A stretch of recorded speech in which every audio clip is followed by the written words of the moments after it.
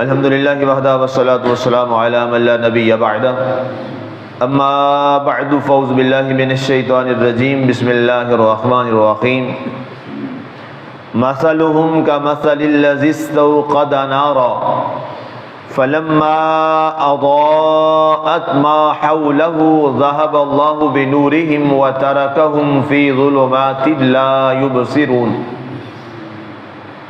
ان کی مثال ایسے ہے جیسے اس شخص کی مثال دی جائے جس نے آگ روشن کی، پھر جب اس آگ نے اس کے ماحول کو جگمگا دیا تو اللہ ان کے نور کو لے گیا اور انہیں اندھیروں میں چھوڑ دیا کہ کچھ دیکھ نہ پائے۔ سامعین، آج ہماری سورہ البقرہ کی آیہ مبارکہ نمبر 17 تک کی تلاوت و ترجمہ کا شرف نصیب ہوا۔ اللہ تعالیٰ نے ان منافقین اور ان لوگوں کی آج مثال بیان کی ہے جن لوگوں نے ہدایت کے بدلے میں گمراہی کو خریدا تھا۔ کل جو آپ نے سماعت کیا کہ وہ لوگ جنہوں نے اولئک الذین اشتروا الضلالۃ بالہدی، اور ان کی یہ تجارت نفع بخش نہ ہوئی، ان کی مثال اب خود اللہ بیان فرما رہا ہے کہ ان کی مثال کیسی ہے۔ رب ذوالجلال نے فرمایا کہ جیسے کوئی شخص، ایک قافلہ یا لوگ ایک جنگل میں پہنچے اور جنگل اتنا خطرناک ہے کہ وہاں پر ایک تو اندھیرا ہے، ہر طرف انتہائی گٹا ٹوپ اندھیرے چھائے ہوئے ہیں، اور وہاں پر وحشی جانور بھی ہیں، وہاں پر خطرناک بچھو، سانپ، اژدہا، شیر، چیتا جو ان پہ حملہ کرے۔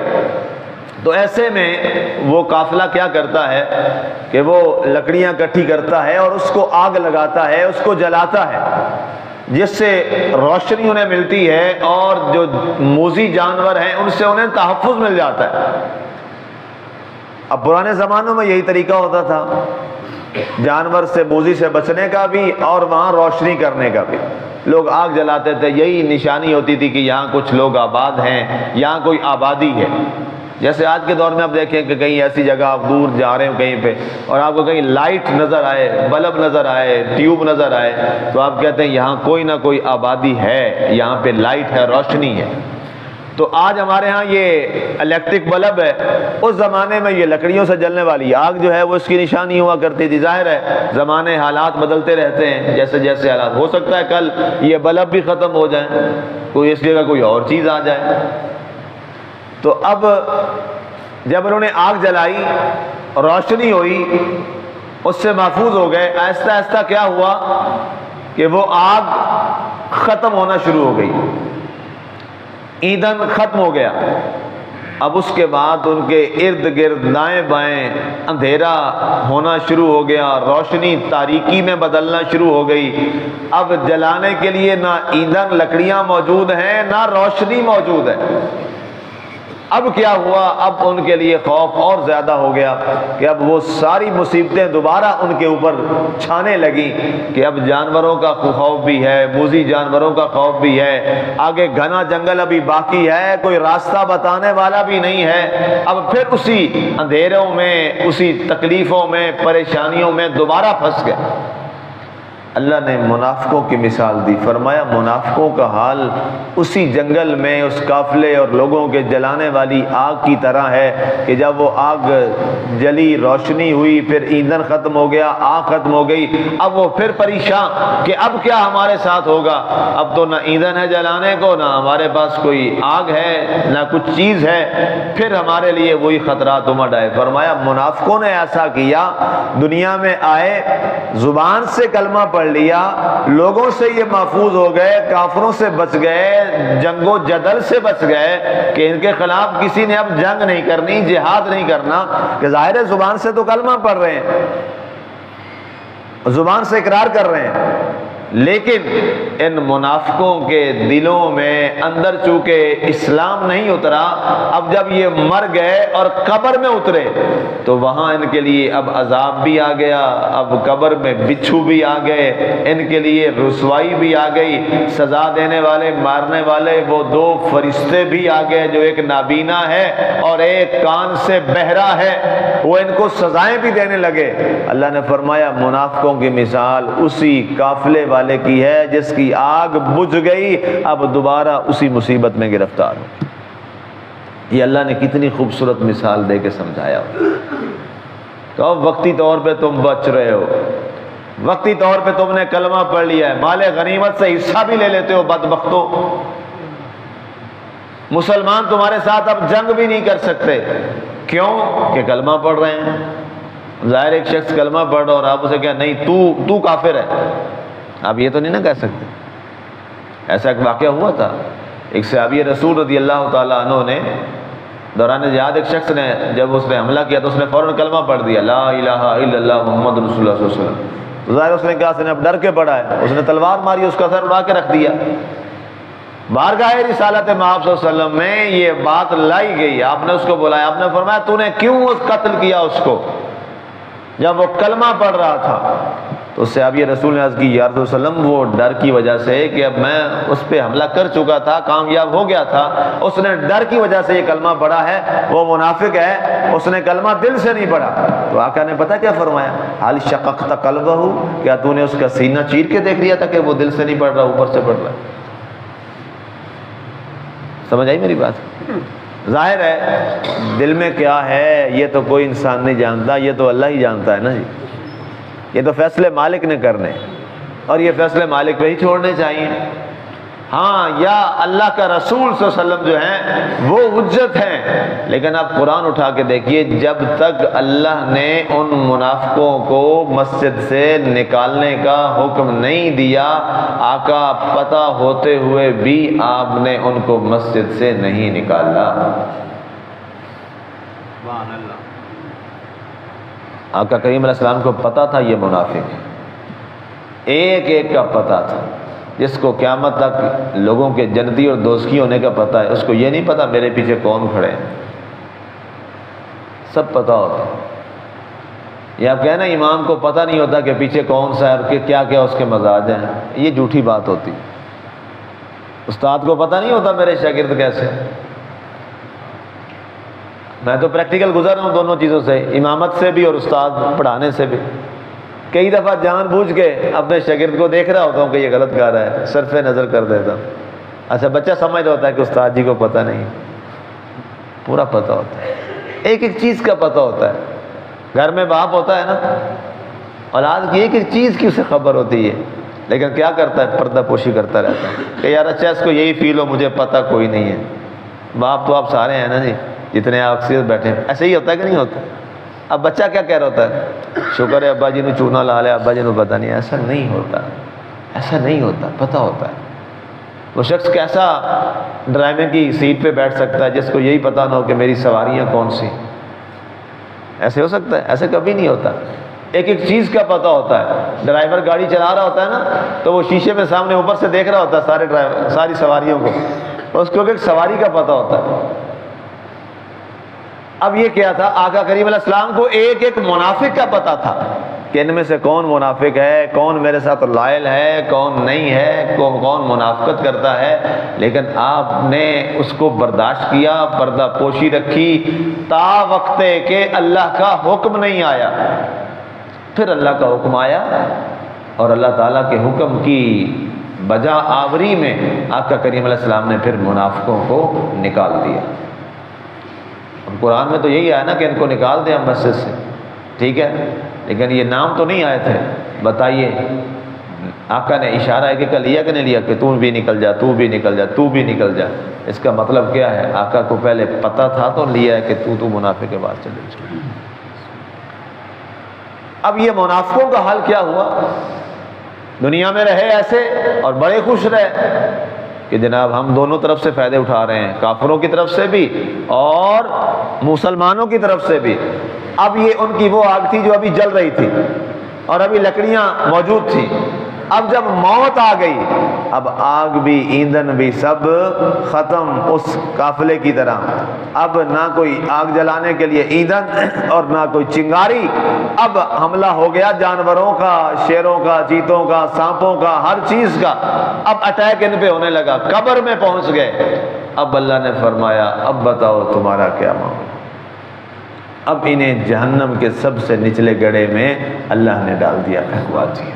استغفر اللہ، اللہ یاسب اللہ۔ یہ ہے وہ مثال جو اللہ نے دی۔ اب لفظوں پہ غور کیجئے، مثلہم، ان کی مثال کا مثل الذی استوقد نارا، اس شخص جیسی ہے جس نے آگ روشن کی، فلما اضاءت ما حولہ، جب وہ روشن ہو گئی تو اس کا ارد گرد بڑا روشن ہو گیا، ذہب اللہ بنورہم، پھر اللہ ان کی روشنی کو لے گیا، ختم ہو گئی، وترکہم فی ظلمات، اور انہیں اندھیروں میں چھوڑ دیا، لا یبصرون، اب کچھ نظر بھی نہیں آ رہا۔ یہی حال منافق کا ہے۔ منافق کو اب قبر میں کچھ نظر نہیں آ رہا۔ مومن جائے گا تو اس کی قبر میں تو رسول اللہ بھی اسے نظر آئیں گے، اسے تو رحمتیں بھی اللہ کی نظر آئیں گی، اسے تو باغات بھی نظر آئیں گے، وہاں اسے جنت کی خوبصورت آبشاریں بھی نظر آئیں گی، اس کی جنت میں اسے حور و غلماں بھی نظر آئیں گی، اور وہ اس سے مانوس ہو جائے گا، اسے کوئی وحشت نہیں ہوگی۔ لیکن جو ایسا شخص ہوگا اس کے لیے پھر جہنم کے گڑھوں میں سے گڑھا اس کی قبر بنا دی جائے گی۔ اللہ اکبر، اللہ۔ اس آیت کا باطن کیا ہے اب وہ سن لیجیے۔ صوفیاء کرام فرماتے ہیں کہ اس سے پتہ یہ چلا کہ کلمہ توحید و رسالت یہ ایک نور ہے، ایک آگ ہے، ایک روشنی ہے جو آپ کے ارد گرد کو روشن کر دیتی ہے۔ کلمہ زبان سے پڑھ کے اتارنا کہاں ہے؟ دل میں۔ زبان سے کلمے کا کوئی فائدہ نہیں ہے بھائی۔ صوفیاء نے لکھا بڑے واضح انداز، اگر زبان سے کلمہ فائدہ دیتا نا تو عبداللہ بن ابی سے اچھا کلمہ ہم پڑھنے والے کوئی نہیں ہے۔ ٹھیک ہے نا جی؟ زبان سے وہ کلمہ پڑھتا تھا کہ نہیں پڑھتا تھا؟ سب سے زیادہ اچھا وہ ہم سے پڑھتا تھا، اور عربی النسل تھا، بڑے تلفظ سے پڑھتا ہوگا، لیکن کلمہ دل میں نہیں اترا تھا۔ کلمہ شریف دل میں نہیں اترا، جہنمی ہو گیا۔ حالانکہ آقا کریم علیہ السلام نے خود اس کا جنازہ پڑھایا۔ اندازہ کر لیجئے، اس کا آقا کریم علیہ السلام نے خود جنازہ پڑھایا عبداللہ بن ابی کا، اس کو خود دفن کیا، قبر میں اتارا، اس کو اپنا کرتا شریف بھی عطا فرمایا۔ لیکن قرآن کیا فرماتا ہے؟ بین لگا دیا اس کے بعد اللہ نے، لا تصلی علی احد منہم مات ابدا ولا تقم علی قبرہ۔ اس کے بعد آپ نے قبر پہ کھڑے ہو کر دعا بھی کی تھی، فرمایا اے محبوب آج کے بعد آپ ان میں سے کسی کی نماز جنازہ نہیں پڑھائیں گے منافق، نہ آپ ان کی کسی کی قبر پہ کھڑے ہو کے آپ دعا کریں گے، یہ منافق ہیں۔ دعا تو مومن کے لیے ہوتی، اور نہ آپ انہیں کچھ اپنی بارگاہ سے تحفے کے طور پہ انہیں کپڑا دیں گے۔ اس کے بعد بین لگا دیا اللہ نے۔ یہ قرآن کہتا ہے، اس کی تفسیر آپ سن چکے ہیں جب آئی تھی، جن کو آپ کو یاد ہوگا، وہاں میں نے تفصیل سے یہ سارا واقعہ سنایا تھا۔ اب جب انشاءاللہ پہنچیں گے تو پھر بھی ہو جائے گا۔ تو اب یہ کیا ہے؟ صوفیاء فرماتے ہیں اس آیت کا باطن یہ ہے کہ جب کلمہ زبان سے آپ کے اس دل میں اترتا ہے تو پھر اس دل سے اس کی شعائیں نکلتی ہیں، کرنیں نکلتی ہیں، اور وہ شعائیں آپ کے سر سے پاؤں تک آپ کے ماحول کو روشن کر دیتی ہیں۔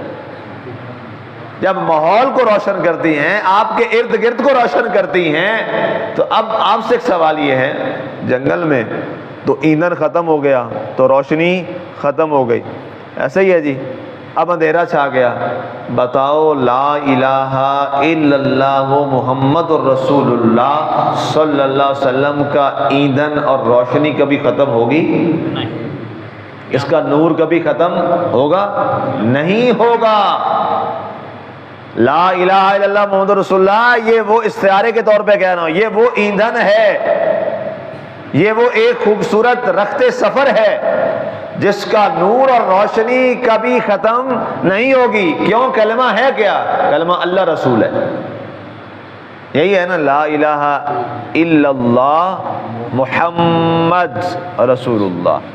اللہ محمد اکٹھے ہیں جی، ایسا ہی ہے نا کلمے میں، اللہ محمد اکٹھے ہیں، اللہ محمد. اب اللہ محمد جہاں پہ موجود ہوں وہاں سے کبھی روشنیاں ختم ہو سکتی ہیں، وہاں سے کبھی نور ختم ہو سکتے ہیں، وہاں کبھی اندھیرے آ سکتے ہیں. وہاں تو اندھیرے کا تصور بھی کفر اور گناہ ہے. اب فرمایا گیا کہ جب کلمہ تیرے دل میں اتر گیا، یہ تیرے ماحول کو ایسا روشن کرے گا، دنیا میں بھی روشنی تیرے لیے بہت، جب قبر میں اترے گا وہاں تیری قبر کو بھی یہ کلمہ روشن کر دے گا. اس لیے اپنے باطن میں کلمے کو اتارو. اس باطن میں جب آ جائے گا کلمہ شریف اور اس کی روشنی آ جائے گی تو بھائی سارا دین ہی تو کلمہ شریف ہے، سارا دین کھڑا ہی اسی کلمہ شریف پہ.